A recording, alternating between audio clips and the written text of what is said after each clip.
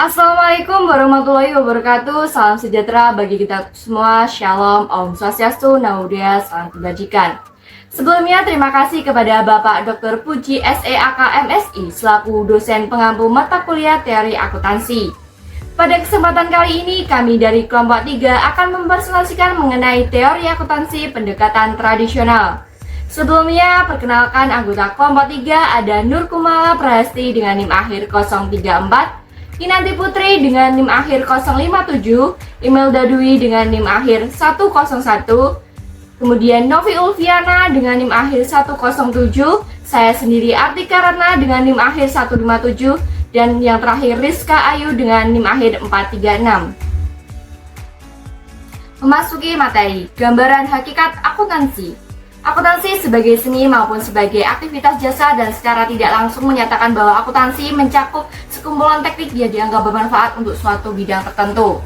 Terdapat berbagai bidang yang memanfaatkan akuntansi, yaitu laporan keuangan, penentuan dan perencanaan pajak, audit independen, sistem-sistem pemrosesan data dan informasi, akuntansi biaya dan manajemen, akuntansi pendapatan nasional, dan konsultan manajemen.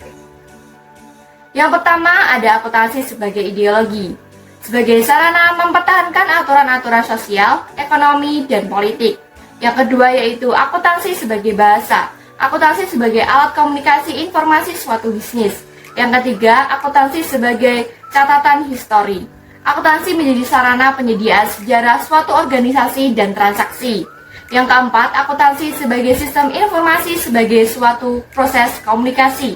Yang kelima, akuntansi sebagai komoditas. Akuntansi ada karena terdapat permintaan akan informasi khusus.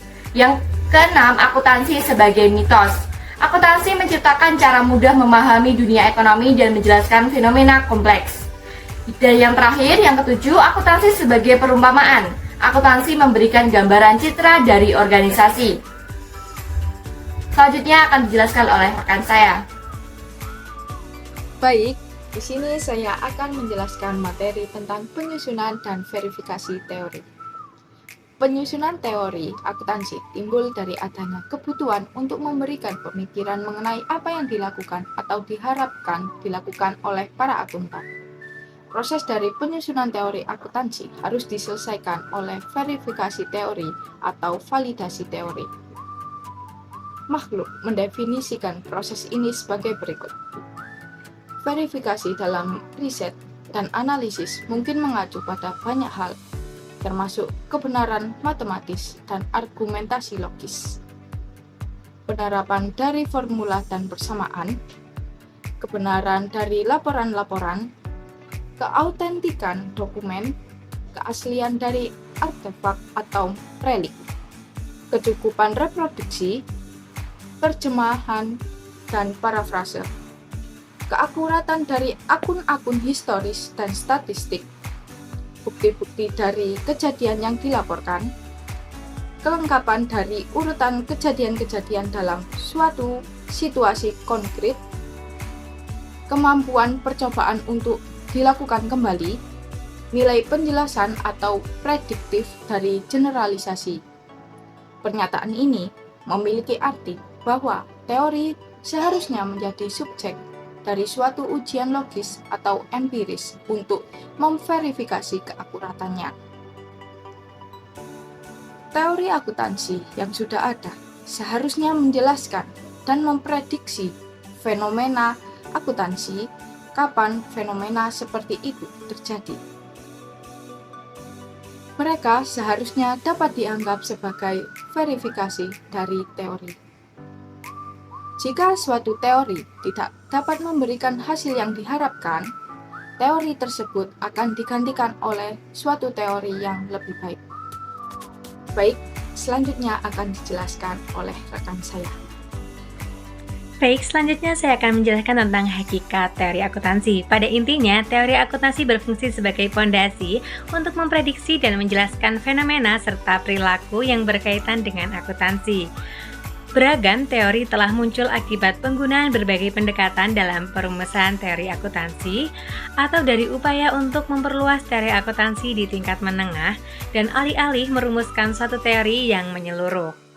Teori akuntansi di tingkat menengah muncul dari perbedaan perspektif di mana peneliti melihat antara pemakai informasi akuntansi dan konteks di mana pemakai serta produksi data akuntansi seharusnya bertindak.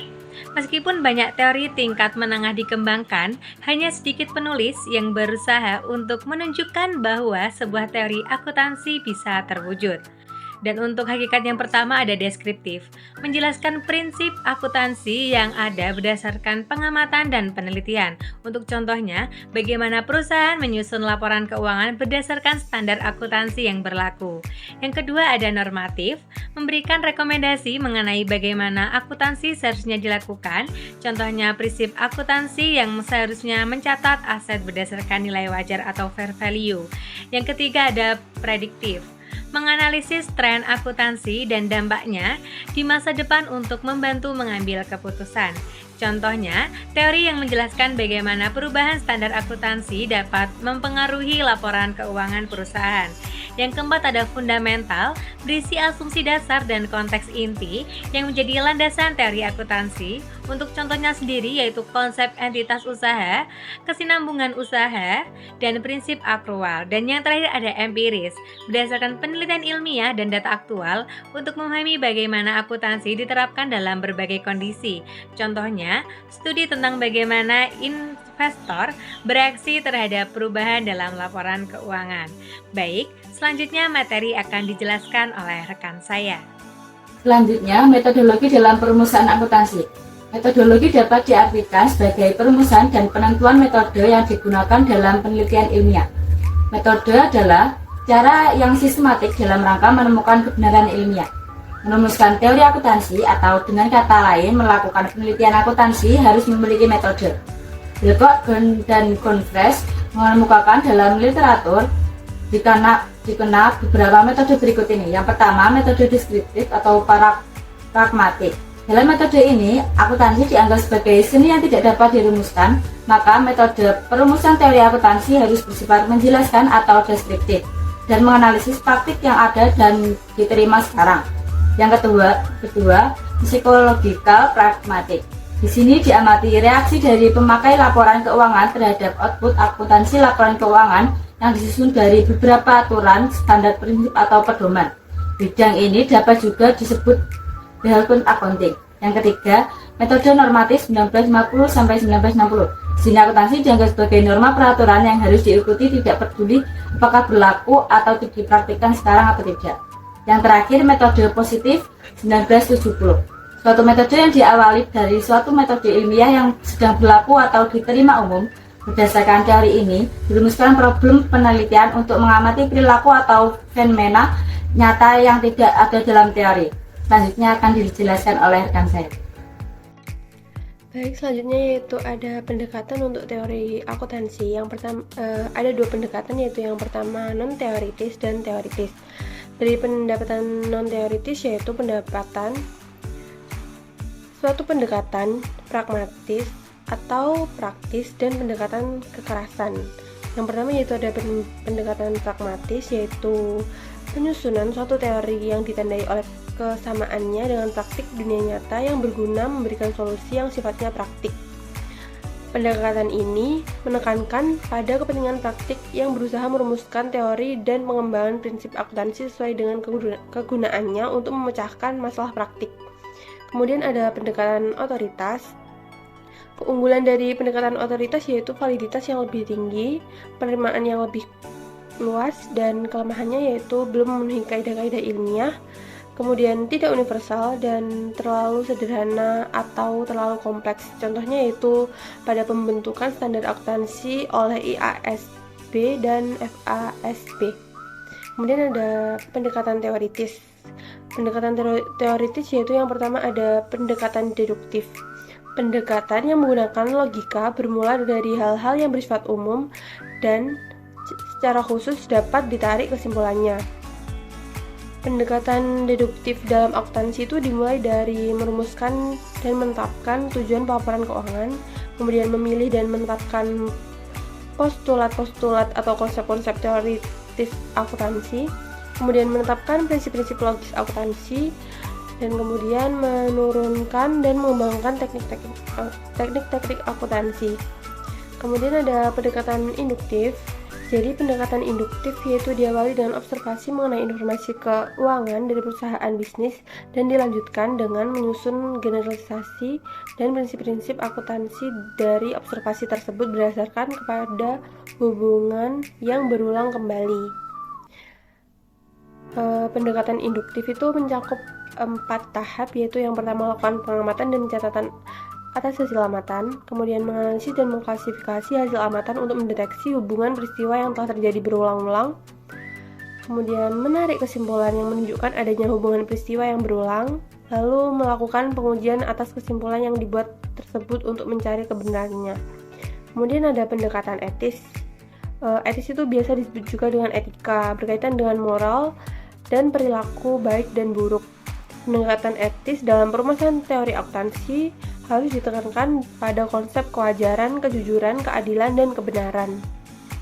Kemudian ada pendekatan sosiologis, yaitu menekankan pada aspek kesejahteraan masyarakat, perumusan teori akuntansi, penetapan prinsip, dan standar-standar akuntansi yang dipilih harus dapat mengungkapkan dampak sosial dalam kehidupan masyarakat. Dalam perkembangan akuntansi saat ini, telah muncul akuntansi sosial sebagai wujud pertanggungjawaban sosial perusahaan terhadap lingkungannya. Lalu ada juga pendekatan ekonomi. Pendekatan ini menekankan bahwa dalam perumusan teori akuntansi, indikator-indikator makroekonomi seperti inflasi harus dipertimbangkan yang dapat memberikan kesejahteraan ekonomi secara keseluruhan. Kemudian yang terakhir ada pendekatan elektik. Elektik artinya yaitu memilih di antara berbagai macam kombinasi pendekatan yang cocok dan sesuai dengan standar yang bersangkutan, di mana pendekatan yang terbaik dan yang paling relevan dengan kegunaannya lah yang akan dipakai. Baik, di sini saya akan menjelaskan mengenai pendekatan selektif untuk perumusan teori akuntansi.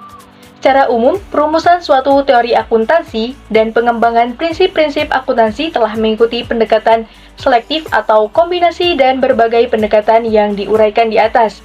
Pendekatan selektif merupakan akibat dari berbagai usaha oleh individu dan profesional serta organisasi pemerintah untuk berpartisipasi dalam pematangan konsep dan prinsip dalam akuntansi.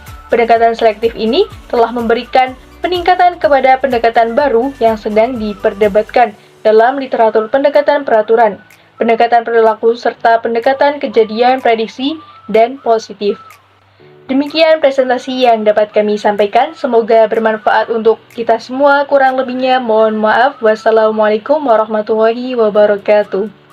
Thank you, everyone! Thank you, Elmore! Boom!